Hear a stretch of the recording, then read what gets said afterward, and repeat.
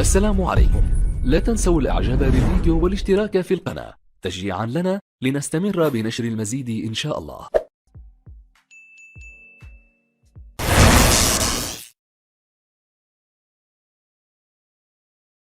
السلام عليكم ورحمة الله وبركاته. ازيكم يا حبايبي، عاملين ايه؟ يا رب تكونوا كلكم بألف خير. النهاردة ان شاء الله انا معاكم في فيديو جديد. هنعمل قرص صعيدي اصلي. القرص دي حبايبي من سوهاج، بيعملوها بطريقة حلوة قوي، بيعملوا لها خميرة بايتة. الخميرة البايتة دي انا ما عملتهاش، فانا النهارده ان شاء الله هعملها معاكم، بس انا دقتها وما عملتهاش معاكم.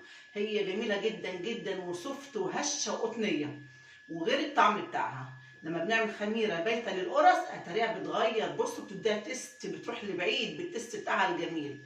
ان شاء الله عامله لكم النهارده خميره بايته. ايه هي الخميره البايته يا حبايبي؟ تعالوا نبص عليها.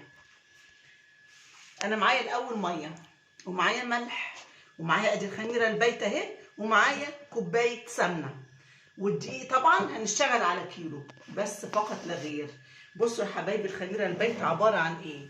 كوبايه كبيره، مج زي ده كده كبير مليان لبن. انا غليته، وبعد ما غليته حطيت فيه معلقتين سكر وقلبتهم وقفلت عليه بسرعه. الكلام ده اتعمل من امبارح بالليل، يعني قبلها بيوم. اسمها خميره بايته. انا فتحت عليها اهي، لقيتها يا حبايبي رابط وريحتها طلعت كده، خلاص يبقى الخميره بتاعتنا اشتغلت. او يا تلاقيها رابط وليها ريحه، او تلاقيها فصلت. انا عندي الشرش اهو خفيف من تحت اهو، فصلت تمام، يبقى كده الخميره بتاعتك تمام واشتغلي عليها. بصوا بقى يا حبايب قلبي، هعمل ايه الاول؟ كيلو الدقيق ده هاخد منه حوالي كده معلقتين 3. ادي بوله فاضيه تاني اهي، ادي بوله فاضيه، وهاخد من الدقيق ده ادي معلقه، ادي 2، ادي 3. الوصفه دي يا حبايبي مش هنحط لها خميره فوريه، مش هنحط لها محلب، تمام.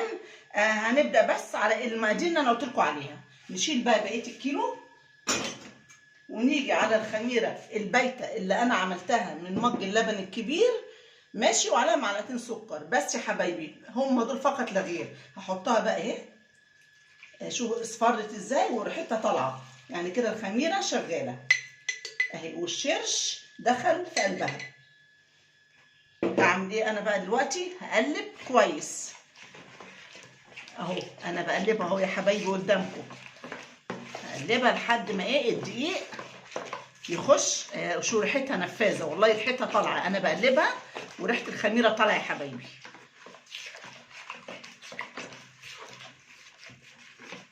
كده ايه، نقلب الخميره البايته اللي انا عملتها على 3 معالق دقيق من الكيلو اللي احنا هنشتغل عليه.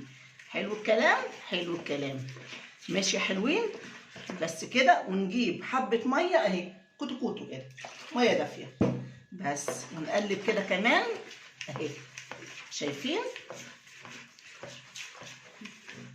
بما ان الجو بدأ يحرر يا حبايبي، وانا عندي البلكونه كمان شمس دلوقتي، انا احطها واغطيها لحد نص ساعه لحد ما اعريها كده واكشفها. لو خمرت هشتغل بيها. دلوقتي انا هغطيها في جو سخن، اذا كان فرن والع ومطفي او حاجه فيها شمس، وهرجع لكم يا حبايبي. ادي يا حبايبي الخميره اهي اللي انا عملتها، الخميره الثانيه. بصوا انا حطيتها فوق البوتاجاز، كنت بشوي البتنجان، حطيتها فوق البوتاجاز من فوق نص ساعه بس. بصوا عملت ازاي يا حبايبي، بصوا، شايفين فصلت ازاي اهي. دي الخميره اللي احنا عملناها قدامكم بالخميره البايته. نحطها بقى على ايه؟ نحطها على كيلو، بقيت كيلو دقيق اهو. شايفين عامله زي الشرش والجبنه ازاي؟ ولقيتي الخميره بتاعتك كده تعرفي ان هي اشتغلت وكويسه. شوف عامله ازاي اهي. دي خميره ذاتيه يا حبايبي، مش حاطين لها خميره بيره ولا حاطين لها خميره فوريه. احنا كده هنعمل القرص بالخميره البايته، الخميره الذاتيه، خميره اللبن. نيجي بقى نحط ايه؟ نحط زي معلقه صغيره ملح اهي، ونحط كوبايه السمنه، كوبايه كلها اهي. انا معايا كوبايه وحطها في برطمان عشان كانت جامده وتاخد حراره المطبخ، والفرن كان شغال فهي ساحت اهي. يبقى كيلو دي يا حبايبي عليه كوبايه سمنه، معلقه صغيره ملح، خميره بايته على كوبايه لبن مغليه، ندوب فيها معلقتين سكر ونسيبها ليله كامله زي ما انتوا شفتوا كده اهو، وعجننا بيها. بس خلاص نبدا بقى على بركه الله يا حبايبي، ونسمي الله كده اهو، ونصلي على النبي عليه افضل الصلاه وازكى السلام، ونعجن القرص بتاعه حبايبنا اهلنا وناسنا في الصعيد. بسم الله. نحط كل المقادير كده على بعض اهي، الخميره على السمنه على الدقيق على الملح بس فقط لا غير. دي القرص بخميره اللبن، ندخلهم في بعض كده اهو، وبعد كده نعجن، والميه الدافيه جنبنا اهي كده. دخلت الخميره في الدقيق اهو كويس. نبدا بقى نحط الميه بتاعتنا ونعجنها. بسم الله. القرص دي حبايبي قرص عامله زي السفنج، هشه وتحسوا انها كده فاضيه ومفرغه ما شاء الله. يعني ممكن تعمليها فايش، تقطعيها فايش اللي عايز يقطعها، وممكن تاكليها كده، وهم اساسا يعني معظمهم بياكلوها كده بيفطروا بيها. انا حبيبه قلبي واحده كده حبيبتي برضو اهلي وناسي جايه من سوهاج، فدوقتني القرص دي، فبتقول دي قرص بخميره اللبن، فقالت لي بقى على الطريقه بتاعتها وعملتها لكم يا حبايبي اهو. شابوه للصعايده، شابوه شابوه شابوه للصعايده، احسن ناس. بصوا حبايبي بقى اهو، شايفين؟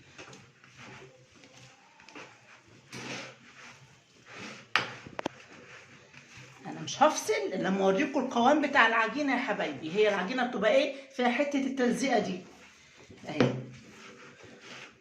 عرفت طريقتها بالظبط وعملتها لكم اهي، فيها حته التلزيقه، ما تقلقيش يا قمر. افضلي اعجني فيها كده، انا هفصل واعجن فيها معلش زي 10 دقايق، انا عايزه العجينه ناعمه وبعد كده ارجع لكم. بصوا بقى يا حبايبي، انا عجنت في العجينه دي 10 دقايق، 10 دقايق لا تقل عن 10 دقايق. عايزه اوريكم بقى جمال العجينه. بصوا فصل اللزقان من ايديا اهو. بصوا بقى العجينه بسم الله ما شاء الله، شايفين النعوميه بتاعتها عامله ازاي؟ بصوا حاجه يعني، بصوا ريحتها، الله الله على ريحتها، الله الخميره الذاتيه دي حاجه يعني تحفه. انا اسيبها كده بقى حبايبي لما تعلى شويه كمان، عشان تدينا حبه قرص حلوين كده، تعلى شويه ويتضاعف حجمها، ونيجي بقى نقرص القرص بتاعت حبايبنا في الصعيد. خلاص يا حبايبي ادي القرص اهيت. سيبناها حوالي ساعه الا ربع في فرن دافي، يعني انا فتحت الفرن وطفيته وحطيتها فيه، ما شاء الله عالت ازاي وحجمها اتضاعف، بسم الله ما شاء الله. يلا بينا بقى نشيل الهواء اللي فيها دوت، ونبدا نقرص القرص بخميره اللبن.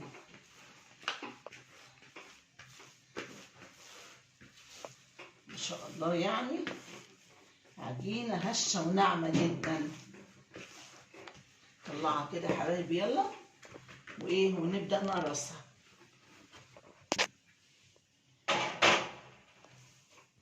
ما شاء الله على العجينه، ما شاء الله، حسب التقطيعه اللي انت عايزاها اعمليها اهي.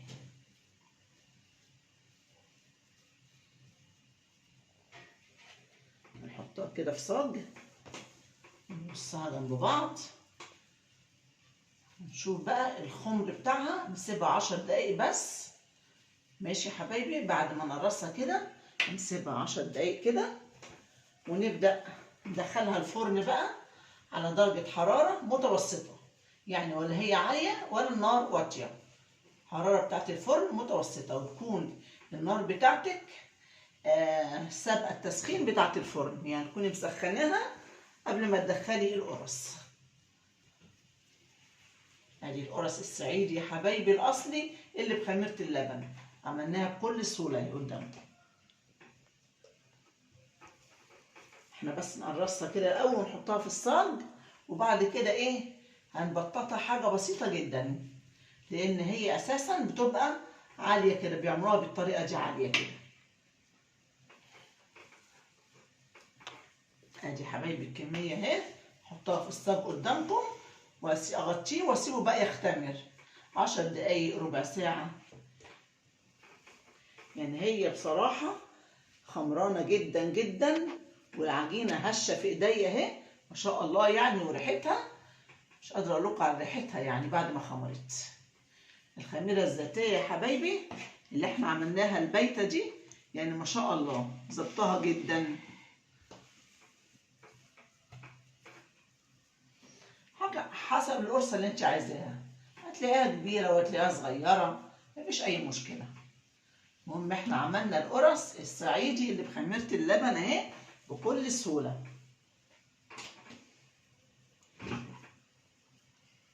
خلاص يا حبايبي اهو، خدتش مننا وقت، قرصتها بسرعه قدامكم ماشي. فاضل حته اهي ما شاء الله يعني، حبايبنا في الصعيد بيعملوها كبيره كده ومنفوخه وجميله، شايفين؟ سلام سلام على الجمال. ادي حبايبي القرص اهي، هنديها ايه تبطيطه بسيطه كده بس، شايفين اهو، حاجه بسيطه كده زي ما انتم شايفين بايدينا اهو. ايه رايكم اهو؟ يعني بننزلها يعني حاجه لا تذكر، ننزلها بسيط جدا اهو، ونوسع كده عشان طبعا لما تفرش كده وتخش الفرن اهي، شايفين؟ بس كده يا حبايبي. ادي القرص الحلوه الصعيدي اللي بخميره اللبن، عملتها لكم بكل سهوله. شايفين الهواء داخل فيها ازاي؟ ما شاء الله يا جماله.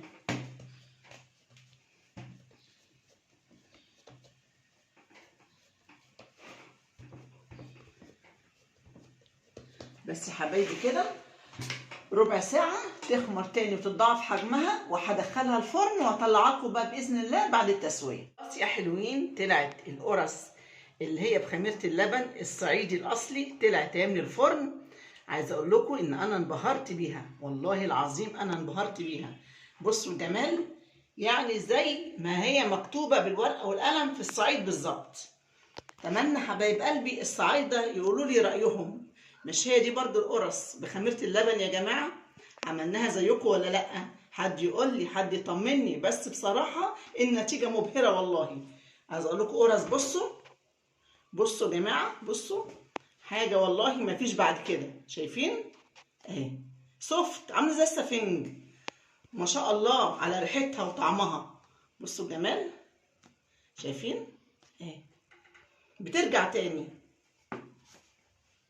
وهوريكم واحده دلوقتي من جوه، هكسرها لكم عشان تشوفوا القرص الجميله دي شكلها عامل ازاي من جوه. بصوا يا حبايبي، بصوا حتى السوا بتاعها بصوا جميل ازاي، شايفين؟ اهي ترجع تاني، حاجه بقى مفيش بعد كده. بصوا الجمال، بصوا الجمال، شايفين مخبوزات الصعايده جميله ازاي؟ ايه رايكم؟ قرص فاخر من الاخر، مفيش بعد كده والله. بقول لكم الناس الصعايده دي علمتنا حاجات احنا ما نعرفهاش، علمتنا احلى مخبوزات. شابوه ليكم والله. اتمنى يا حبايبي القرص الجميله دي تعجبكم، القرص اللي هي باللبن خميره اللبن، وتعملوها زي ما احنا عملناها كده وهتاخدوا نتيجه رائعه رائعه رائعه. بس يا حبايبي باذن الله لما تيجي تعملوها ادوها وقت في التخمير الاول والتاني، ادوها وقتها عشان الخميره الذاتيه دي تشتغل وتاخدوا نتيجه، تحصلوا على نتيجه بالطريقه ديت. ومعلقه نسكافيه صغيره كده اهو، ودهنا الوش او زي ما انتم شايفين كده جميل، وحطيناه تحت الشوايه. حاجه بقى بصوا في قمه الروعه. يلا يا حبايبي اللي ما عملش اللايك بقى يعمله، ولسه ما اشتركش في القناه يشترك، واللي لسه ما دس على علامه الجرس بقى يدوس عليها عشان خاطر يوصلوا كل جديد عندي باذن الله. شكرا يا حبايب قلبي، السلام عليكم ورحمه الله وبركاته.